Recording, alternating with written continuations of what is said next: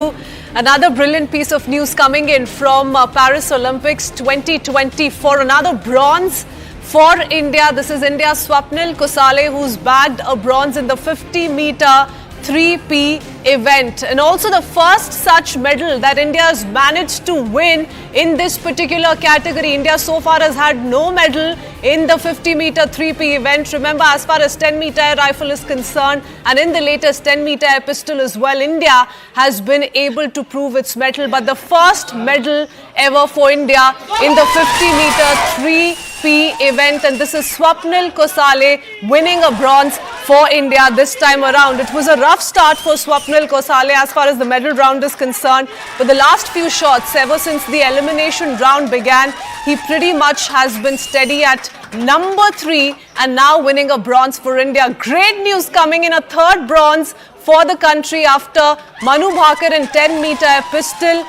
Followed by Manu Bhaker and Sarabjot Singh combined in 10-meter pistol mixed team event. Now Swapnil Kusale bagging a bronze in the 50-meter 3P event. Another bronze, which means 3 bronze medals for India at the Paris Olympics 2024. This is great news coming in for the shooting contingent. All 3 medals so far, remember, have come in from shooting in different events. All 3 different events: 10-meter pistol, 10-meter pistol mixed team, and now 50-meter 3P event. The family, of course, taking to celebrations already. Let's quickly cut across live reactions coming in.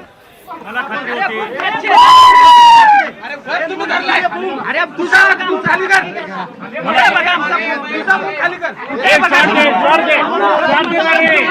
अरे स्वार देण्याच्या दोघांचा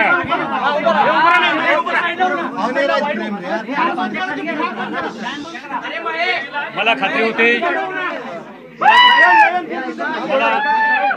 मला खात्री होती की गेल्या 12-13 वर्षाची स्वप्नची तपश्चर्या, त्याचं जे कष्ट आहे तो कधी भुलणार नाही. आणि आपला तिरंगा झेंडा तो कधीही खाली पडू देणार नव्हता, याची मला खात्री होती. भले तो तिसरा आला तरी चालेल, पण त्यानं तिरंगा झेंडा आपला फडकत ठेवलेला आहे, याचा मला अभिमान वाटतो. धन्यवाद.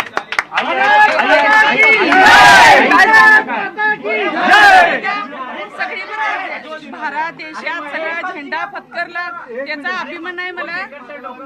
जय हिंद, जय महाराष्ट्र. खूपच आनंद वाटत आहे की माझ्या भावाने आपल्या देशासाठी ब्रॉन्झ मेडल मिळालं. त्याबद्दल मी सर्व देशवासियांचे आभारी आहे आणि पूर्ण सगळे जगातले ज्यांनी बघितले आहे त्यांना सर्वांचे मी मनपूर्वक आभारी आहे.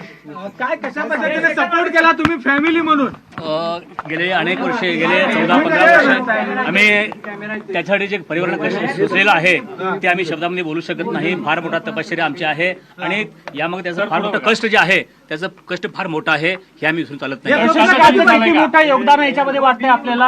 आपलं योगदान तर आहे, पण आमच्या परिवाराचं योगदान आहेच. त्याशिवाय त्याच्या ज्या कोच मॅडम आहेत, दीपाली देशपांडे मॅडम, हे यांचं फार मोठं श्रेय आहे. कारण त्यांना परवाच गुरुपौर्णिमेची बोलून दाखवलेलं आहे की माझ्या त्या कोचच नाहीत दीपाली देशपांडे मॅडम, तर त्या माझ्या आई सुद्धा आहेत आणि तेवढ्या माझी ते काळजी घेत आहेत. त्यामुळं दीपाल देशपांडे यांचं तितकंच आमच्या इतकं त्यांचं ते श्रेय आहे असं मी समजतोय.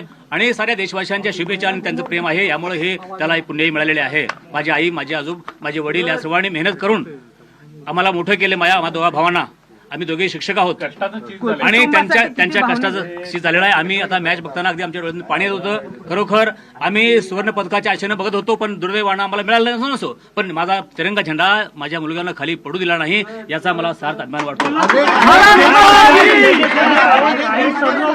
यासारखे दिग्गज खेळाडू ते दिले आणि त्याच्यानंतर आता कुसळेचं नाव लागलेलं काय सांगा? नक्कीच मला अभिमान वाटतो की या जिल्ह्यामध्ये विशेषतः आणि महाराष्ट्रामध्ये बोललं जातं की कुसाळे म्हणजे नेमबाजी, कुसाळे म्हणजे नेमबाजी. कारण यापूर्वी जयसिंगराव कुसाळे नावाचे आमचे एक फार मोठे नेमबाज होऊन गेले, ते वारलेले आहेत आणि आम्ही त्यांच्याच कुटुंबातले आहोत का असं आम्हाला विचारलं जातं. पण त्यांचा परिवार वेगळा, आमचा वेगळा, त्यांचं गाव वेगळं, आमचं गाव वेगळं.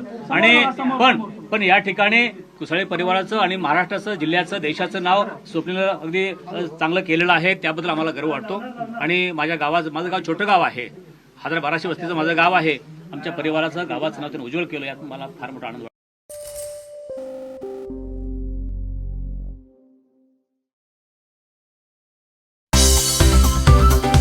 Thank you for watching CNBC TV 18. For all the latest news and updates, do follow us on our social media platforms.